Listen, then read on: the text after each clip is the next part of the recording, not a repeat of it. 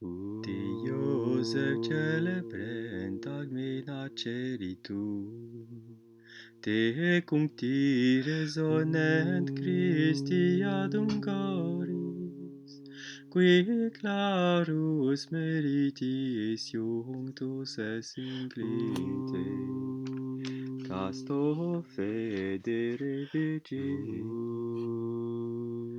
Loué soit le précieux sang de notre Seigneur Jésus-Christ et le cœur immaculé de Marie. Chers auditeurs et chères auditrices, voici la lecture du livre La gloire de Saint Joseph, dans ses principales grandeurs, par le père Jean Jacquinot, 1862. Chapitre 5. La maison et la famille de Saint Joseph. La beauté et la sainteté de sa maison. Que tu es heureuse, petite bourgade de Bethléem. C'est à bon droit que tu mérites le premier rang parmi les villes de Judée, puisque tu as vu naître dans ton sein celui qui gouvernera le peuple d'Israël. Mais, ô toi, 1000 fois plus fortunée, petite Nazareth, d'où Jésus a tiré le beau et riche nom de Nazaréen, que les oracles prophétiques lui avaient imposé.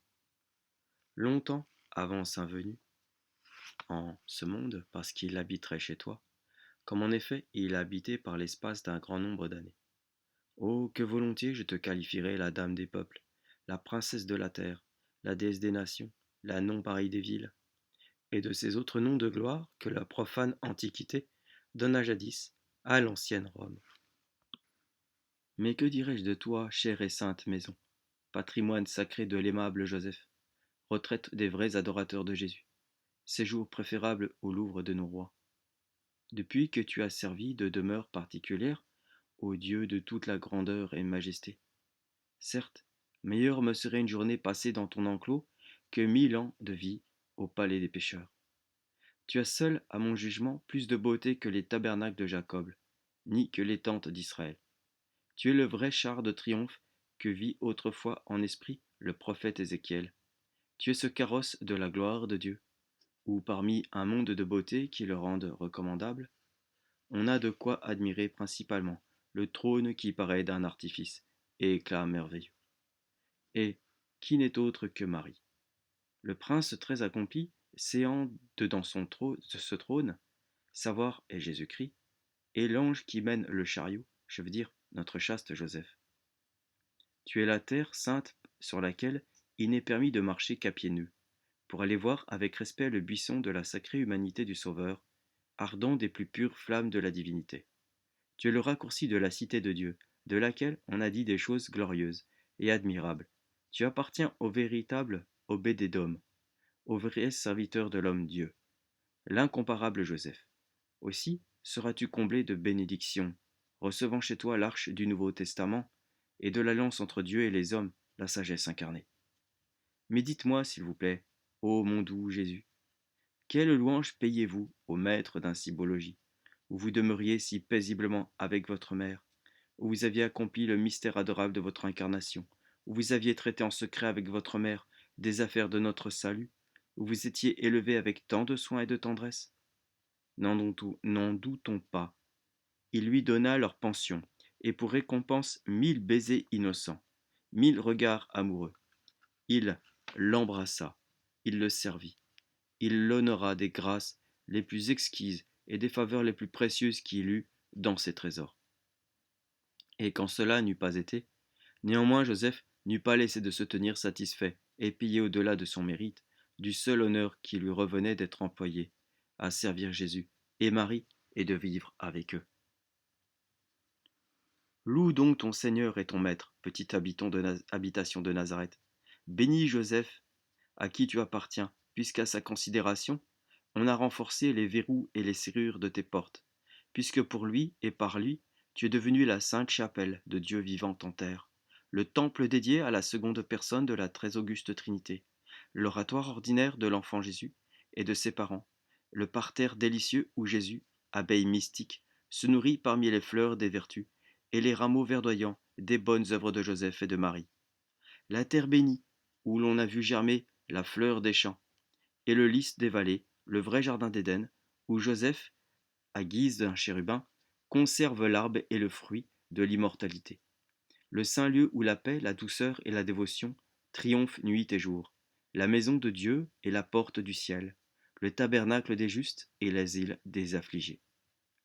Ah, que volontiers je baiserais le seuil de ta porte, que volontiers j'en couronnerais le linteau de rose et de lys. Je me prosternerais tout de mon long dans la chambrette où mon Sauveur fut conçu. J'y baignerais de mes larmes les sacrés vestiges de ses adorables pieds. Je méditerais ses grandeurs, cachées sous son toit, de ne plus ne moins qu'un passereau solitaire. Je choisirais pour lieu de mon repos, au siècle des siècles, l'un des coins où il fit oraison. Mais à quoi bon tant de désirs? Sans plus attendre, petite maison de Nazareth, reçois mon cœur et loge-le chez toi, auprès de mon triple et unique trésor, Jésus, Marie et Joseph. Que le sage législateur des Hébreux et la savante reine de Saba s'encouragent tant qu'ils voudront, celui-là pour s'approcher d'un spectacle nouveau qui se fait voir sur la montagne de Dieu, Horeb. Celle-ci a quitté son pays et ses sujets pour venir saluer et entendre un jeune roi, faisant des leçons de sagesse, avec l'admiration de toutes les provinces où sa réputation a déjà pénétré. Quant à moi, j'ai conçu un plus noble dessein, et si le ciel féconde mes désirs, j'aurai de quoi préférer mon bonheur à celui de Moïse et de la princesse d'Orient. C'est sous la faveur de vos grandes miséricordes, Joseph et Marie, que je prétends en venir heureusement à bout.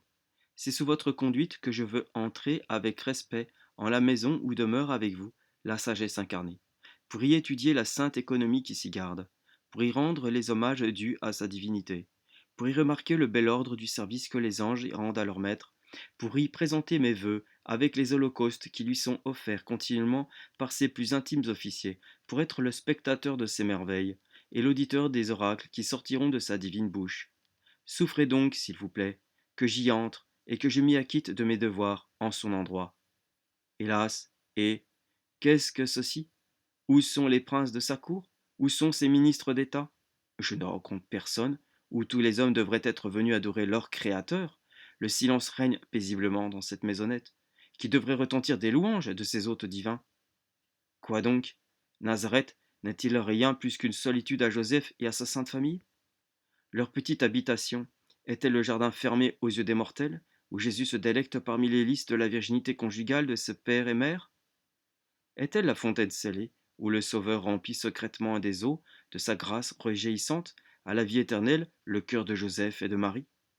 N'est-elle rien de plus qu'une chaumière noire et défigurée au dehors, comme les tabernacles de Cédar, comme belle au dedans, et mieux parée que les pavillons de Salomon? Vraiment, il en va de la sorte pour cette heure. Mais viendra le temps auquel tout ce qui peut rendre une maison vénérable se rencontrera en elle, au point le plus haut qui puisse être imaginé.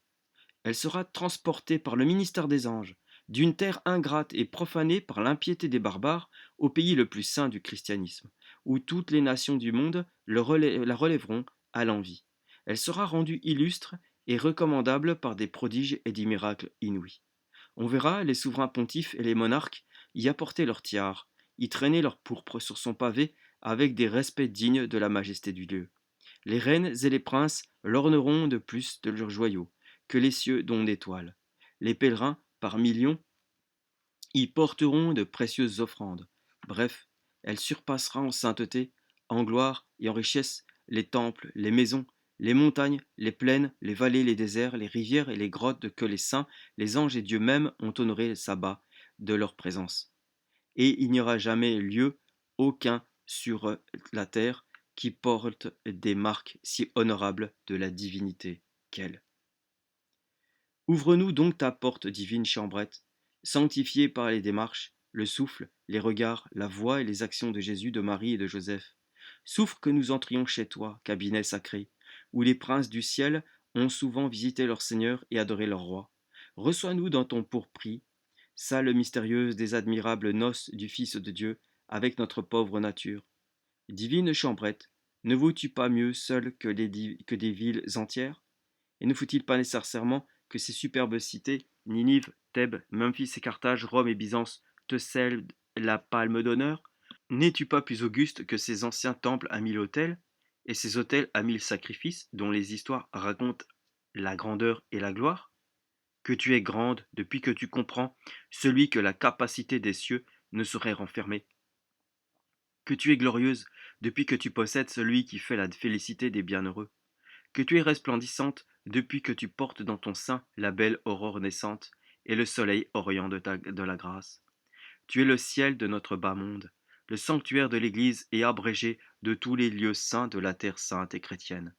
Tu es le sol qui a produit la verge de Jessé, de laquelle est sortie la fleur des fleurs et le fruit des fruits, Jésus-Christ notre Sauveur. Enfin, tu es l'unique lieu où se portent mes désirs et mes amours.